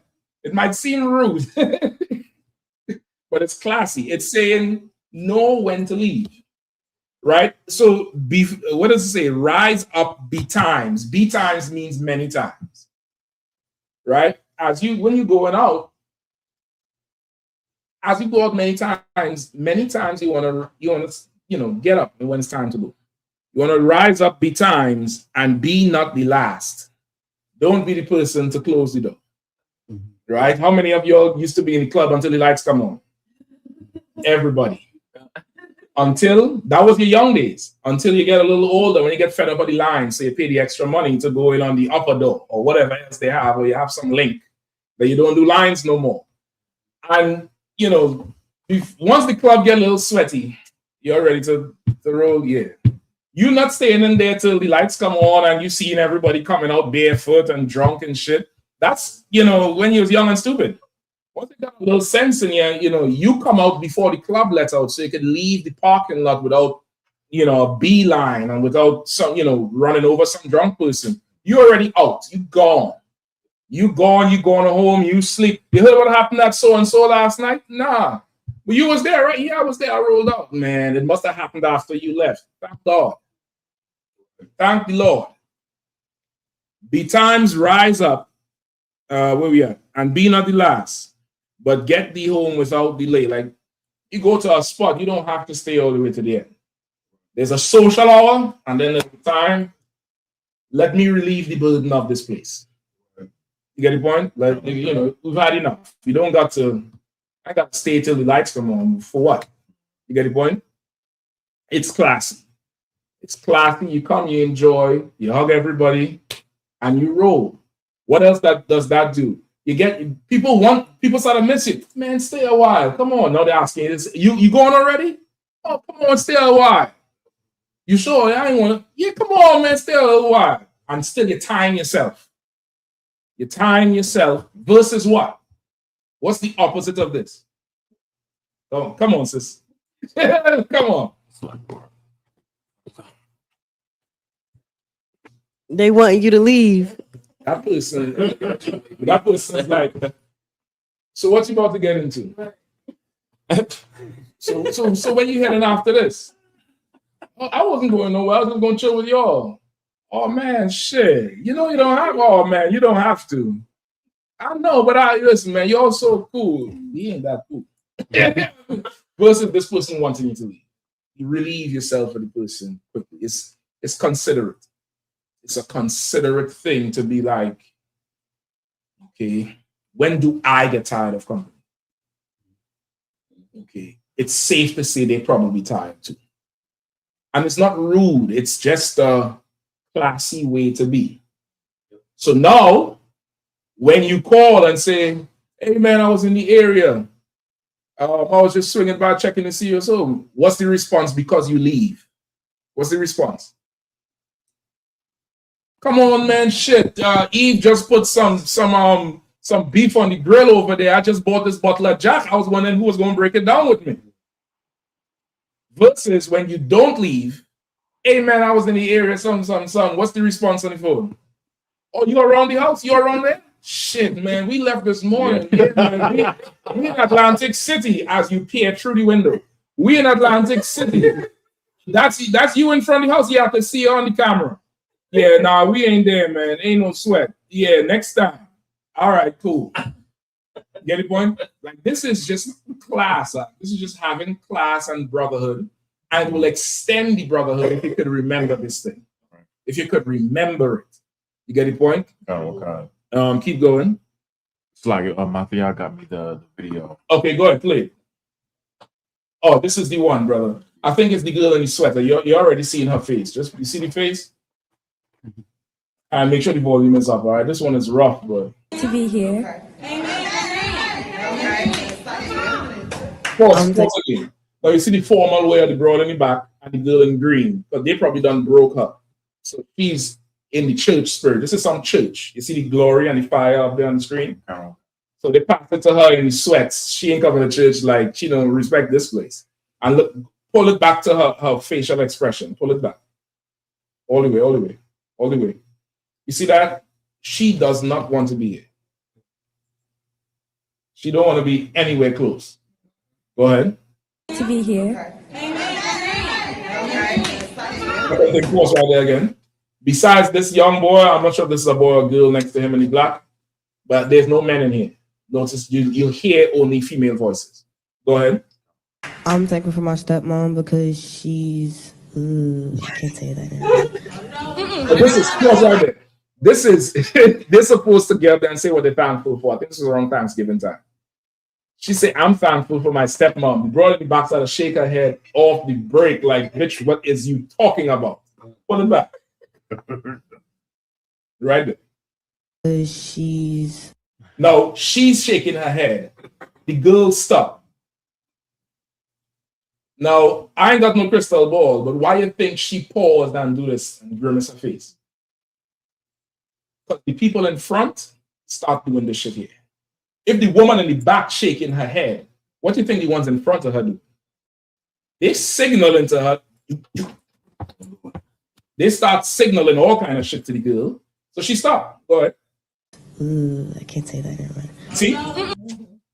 Go ahead. Now she needs to be heard. Go ahead. You're gonna get it together. You're gonna get it together. And we're gonna start again. And it ain't gonna be just that. You're gonna get it together. Amen. In the name of Jesus. Because I'm done. Backside. Enough is enough. No. Amen. That's her mother. That's why she don't. That's why she loved that stepmother.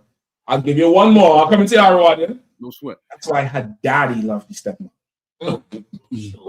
That's why the daddy loved the stepmother. You see all that energy she coming with? She's not getting tuned up. You ever have a car that ain't got the tuned up? It needs spark plug, need oil, it make noise and shit. She ain't got no tune up. Because the stepfather, the father, that stepmother, purring like a well-tuned engine and not making noise. Not a word out of season, like banging cymbals. How insecure you got to be to threaten a child in public? Goddamn. Old school was you got the look. All right. Everybody know that look. That old shit. That when I go home, it's gonna be hell. You done bracing yourself. She couldn't even hold it together. She couldn't hold it together. Go ahead, Arwadi. Colonel Concert. What I was gonna say, this lady in the red right here, pay attention. She looked like she getting ready to step to this little girl and beat her if she keeps going. That's what she do in the house. That's what she do in the house. And if you look at the girl's temperament, she's done past the scared, the usual little girl or little child reaction of being scared and crying. She done past it. She ready for war. All she needs to do is be, you see how she looking at her? That little tilt up like this? That is, if I was big, I'd fuck you up. That's that way. Play. So get it together. You can be mad, I don't care. But you're gonna get it together. To be here. Yeah. That little girl had enough. That little girl, she needs to be heard. So you definitely need to have that spirit of, okay, if this needs to come on, I need it to be heard. I need it to be heard because this shit right here is, whatever. The father should have never let her go with her, but he probably under court orders. I can't, talk about him too much. But these courts will just destroy the family by giving unfit parents, usually the mother, the custody. It's rough. All right, where we at? Verse 12, sir. Verse 12. All right. Any questions? I can take them now because I got about 10, 15 more minutes. If there's any questions, let me know. If not, we can continue on. All right. Just check and see. If any questions, you'll get them in now. If not, you'll have to wait. Next week, Jeremiah Hyman going to be in DC, right here, teaching the class in DC next Wednesday. Keep that in mind. All right. All right, let's go. Book of Ecclesiasticus 32, verse 12. There take thy pastime and do what thou wilt, but sin not by proud speech. What does that say?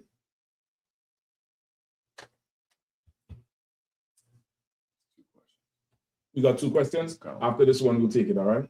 Okay. Read one more time, please. Verse 12. There take thy pastime and do what thou wilt, but sin not by proud speech. What does that say? Quickly, all right? Anybody want to try?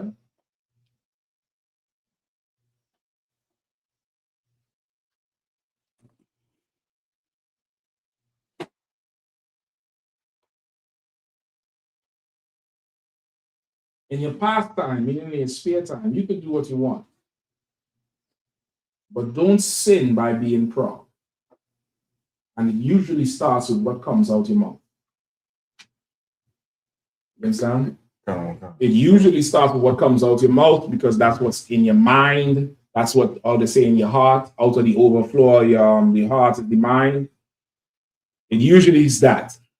So it's saying really it's just the pride. What you want to look for is the pride.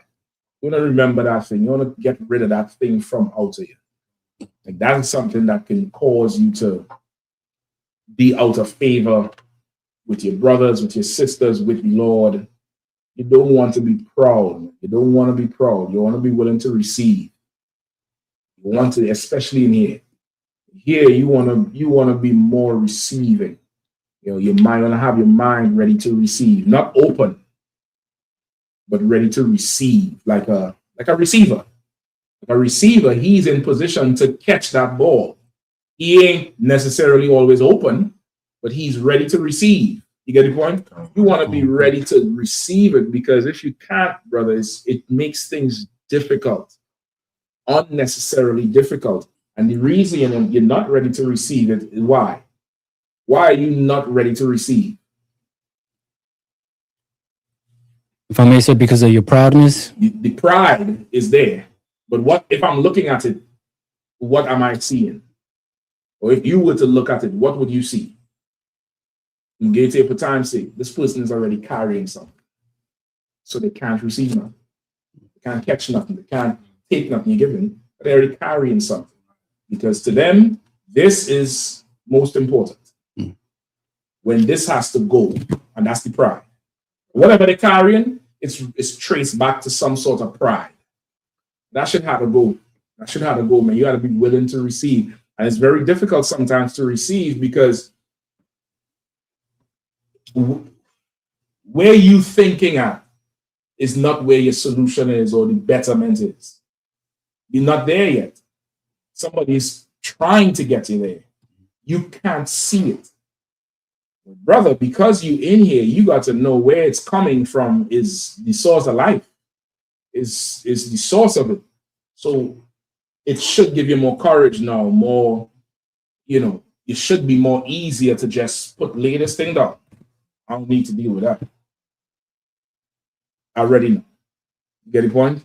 Oh. There we go. Let me get the last question and then we wrap, right?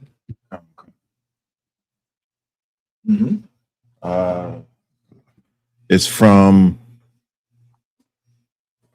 Gary Vaughn says, I'd like to know, did Adam was to rule Eden? Did Adam was to rule Eden? Okay, I'm assuming he's saying was Adam supposed to rule Eden? Yes. Adam was to rule the world, right? Eden was his immediate place. Eden was like if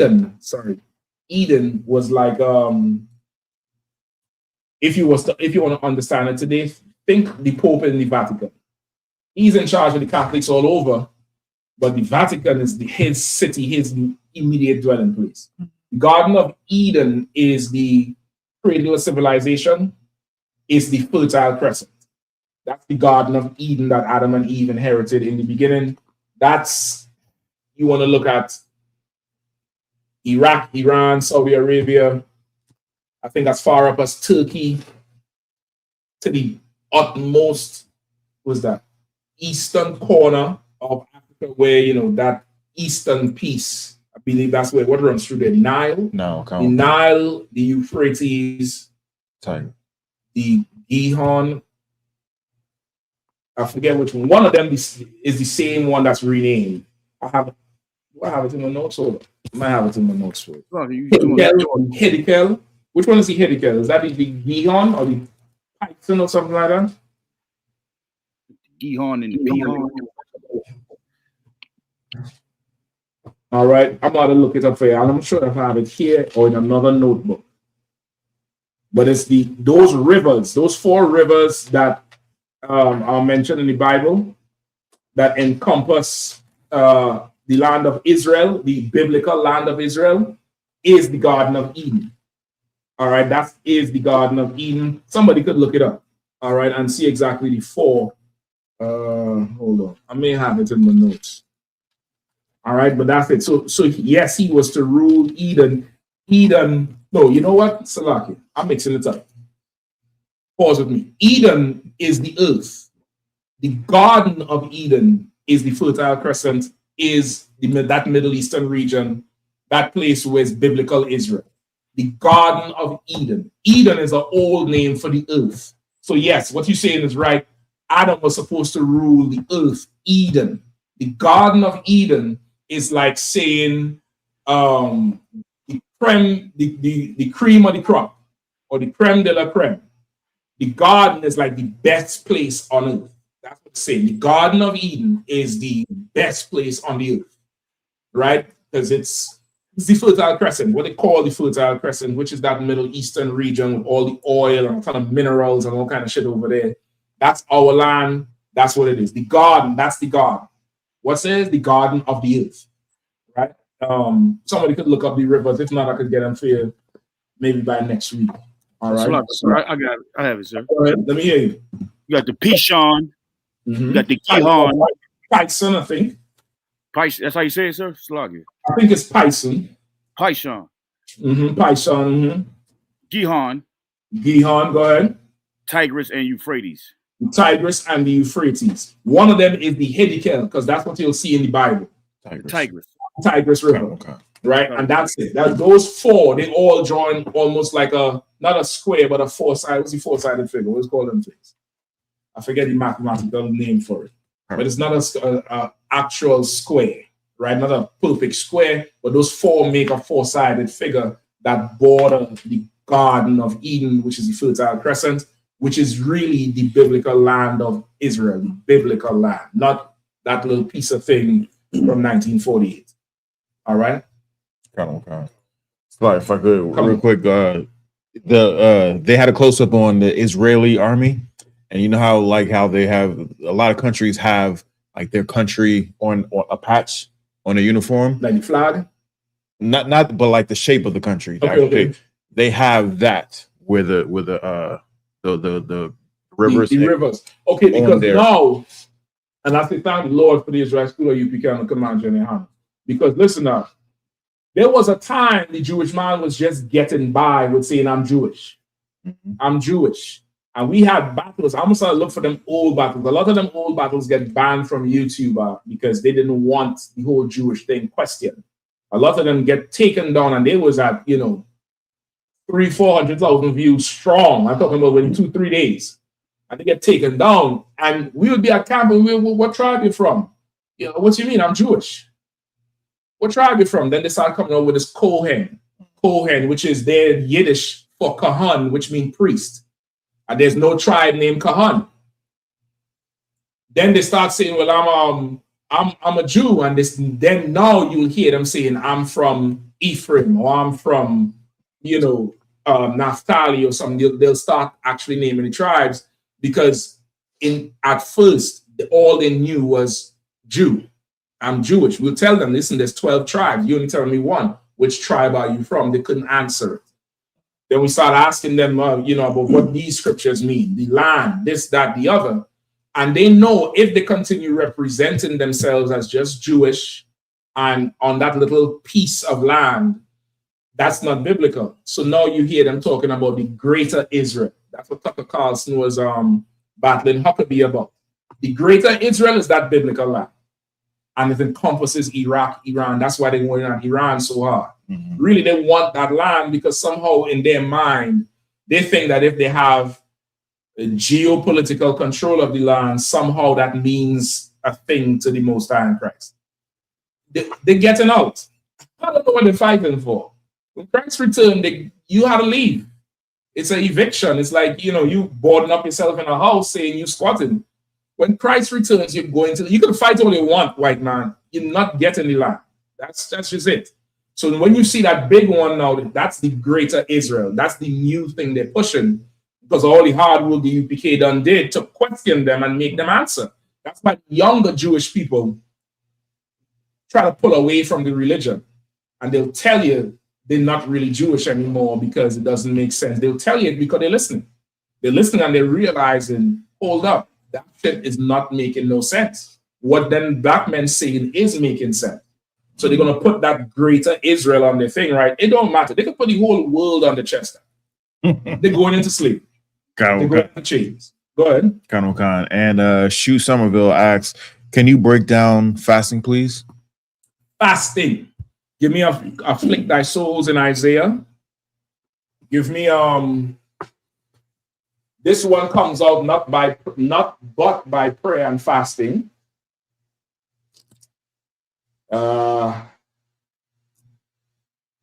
Give me separate for a time, either in Hebrews, I believe.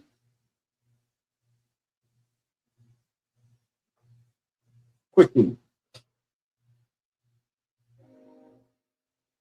That's the horn right there, but that's the song.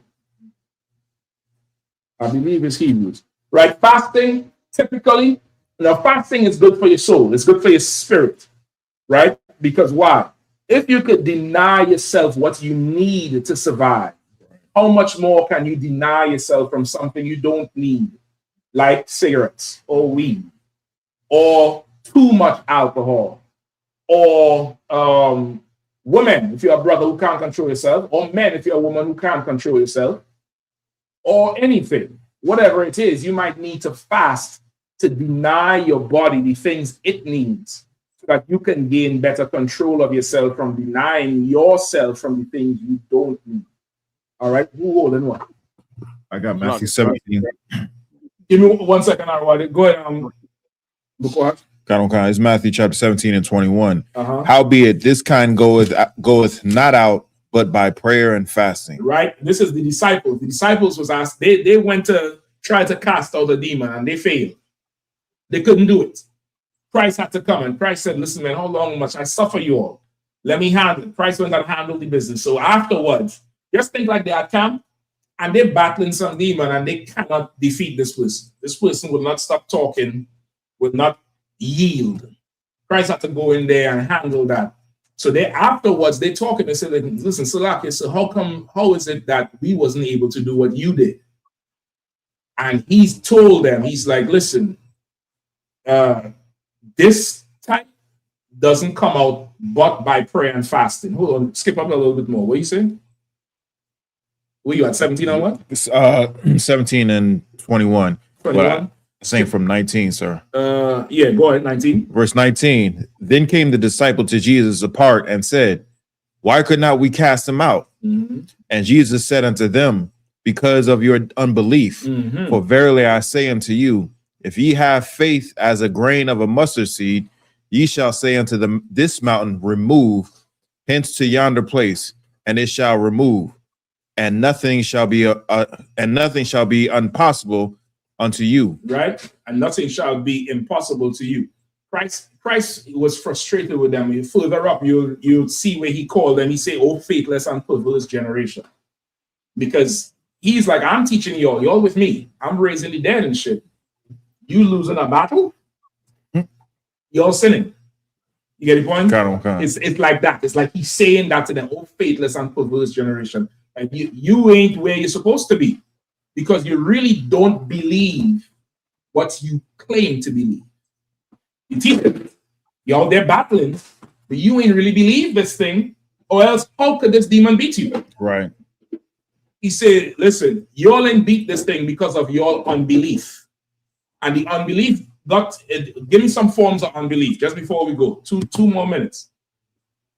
When he said because of your unbelief, what does he mean?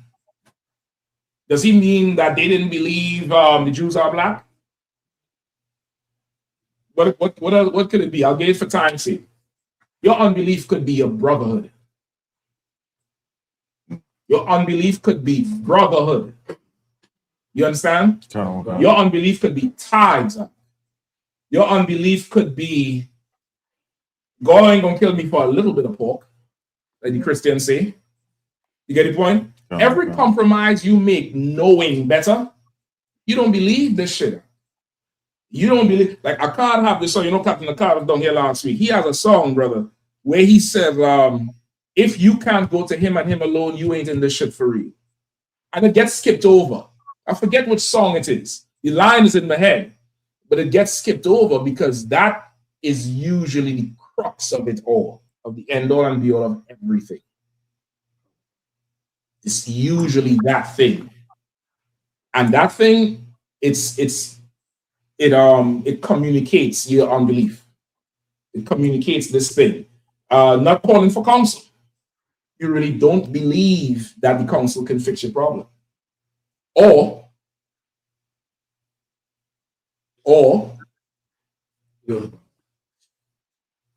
I wouldn't say that just yet. This is just the point of you not doing what you're supposed to do. But that's true too. Or, come on, sis. Yes, sir. Whatever the problem is, you want to hang on to it. You don't want the problem fixed. Yeah.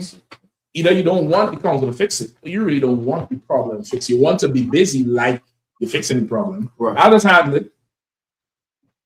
Really, you love this demon. Really, you love it. Really, you just love the demon. And Christ was telling them, your unbelief. That's why you couldn't cast this demon out. You can't cast it out. Because you low key, you really love this demon.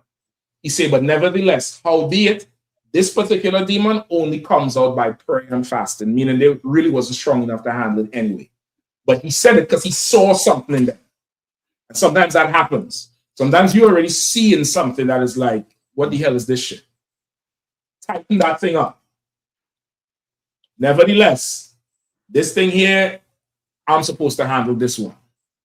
Prayer and fasting. Give me the other one in Isaiah would afflict the soul. This is just for the brother because we write up on the time. It's the book of Isaiah. Go ahead. Book of Isaiah, chapter 58, verse 3. Uh-huh. Wherefore have we fasted, say they, and thou seest not? Mm-hmm.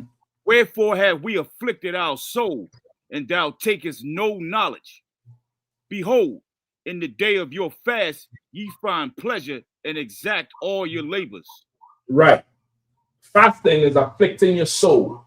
You want to stop from doing something. I think it's in Hebrews or Galatians. I forget which one, where if you are married, you may have to fast from sex for a while to undertake something or to do something.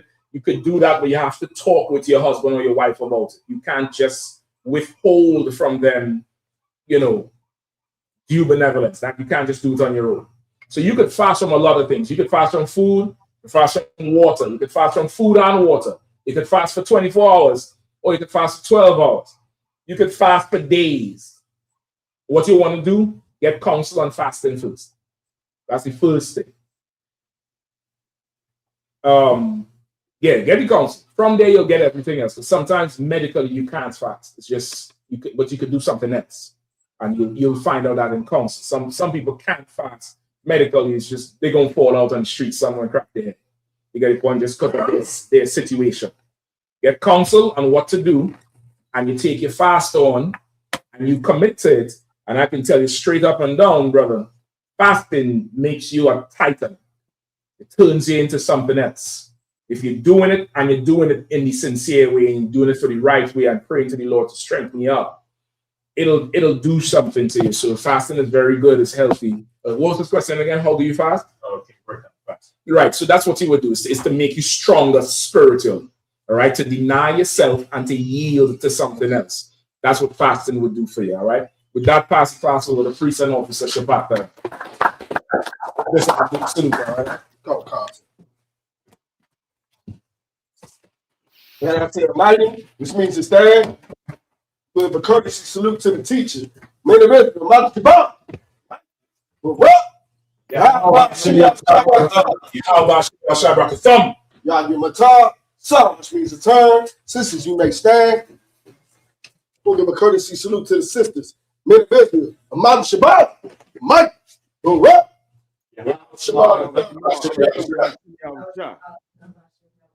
Yahweh Matar, class dismissed.